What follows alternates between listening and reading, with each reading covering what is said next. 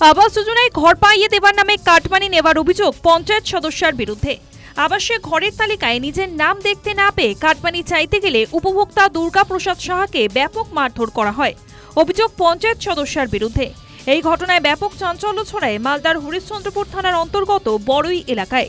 আহত দুর্গা প্রসাদ হরিশ্চন্দ্রপুর গ্রামীণ হাসপাতালে চিকিৎসাধীন।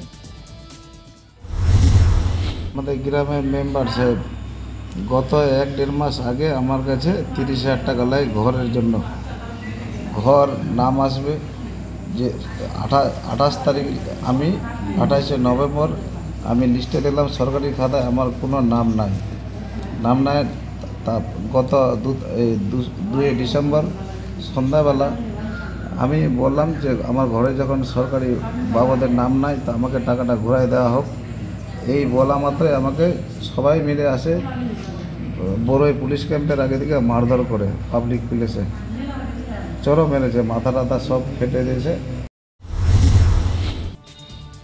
আহতের স্ত্রীর অভিযোগ, তৃণমূলের স্থানীয় পঞ্চায়েত সদস্য শকুন্তলা সাহা আবাস যোজনায় ঘরের টাকা পাইয়ে দেওয়ার নাম করে তার স্বামী দুর্গা প্রসাদ সাহার কাছ থেকে 1 মাস আগে 30,000 টাকা কাটমানি নেন।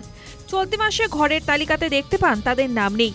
বুধবার দুর্গা প্রসাদ সাহা টাকা ফেরত চাইতে গেলে পঞ্চায়েত সদস্য তার স্বামী এবং ছেলে মিলে চড়াও হয় তার স্বামীর উপরে।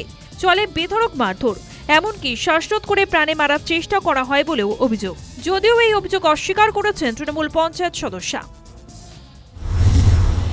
কি লিস্টে নাম হয়েছে না হয়েছে এগুলো উপর থেকে ভেরিফাই করবে, তারপরে এই হবে, এগুলোর মধ্যে আমরা নাই। এই নিয়ে আমার ছেলেকে পেছনে ধরে আমাদের বাড়ির সামনে ধাক্কা ধাক্কি করে মারধর করা হয়েছে।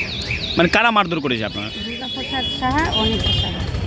30,000 টাকার একটা অভিযোগ উঠে আসে, 30,000 টাকা নাকি আপনি নিয়েছিলেন, ফেরত চাইতে গেছিল ওরা? না, এগুলোর কোনো গল্পই নাই, আমরা এগুলো কিছুই জানি না। তৃণমূলের দাবি, বিবাদ যদি সত্যি হয়ে থাকে তবে প্রশাসন পদক্ষেপ নেবে, দল পাশে থাকবে না।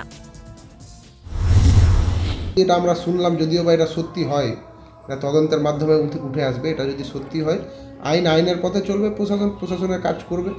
আর যদি এটা বিরোধীদের চক্রান্ত হয় সেটাও প্রশাসন দেখবে। এটা পুরোপুরি আইনের কাজ, আইনের পথে চলবে। এখানে আমাদের দলের কোনো কিছু নেই। আর যদি দোষী সাব্যস্ত হয় যে হ্যাঁ তিনি এই কাজ করেছেন, তাহলে দলের মতো তার বিরুদ্ধে ব্যবস্থা নেবে। বিজেপির অভিযোগ, তৃণমূলের প্রত্যেকে এইভাবে টাকা নিয়ে রেখেছে।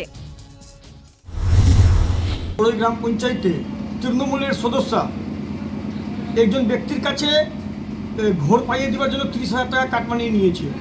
সেই কাটমানিতে নেওয়ার পরে তার নাম উঠেনি, যে টাকা চেতে গিয়ে তাকে বেধর মার করেছে।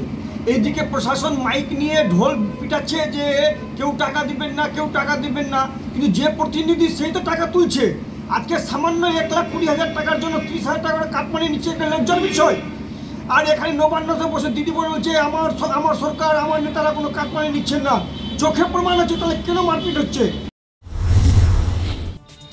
আহত দুর্গা প্রসাদের স্ত্রী হরিশ্চন্দ্রপুর থানায় লিখিত অভিযোগ দায়ের করেছেন।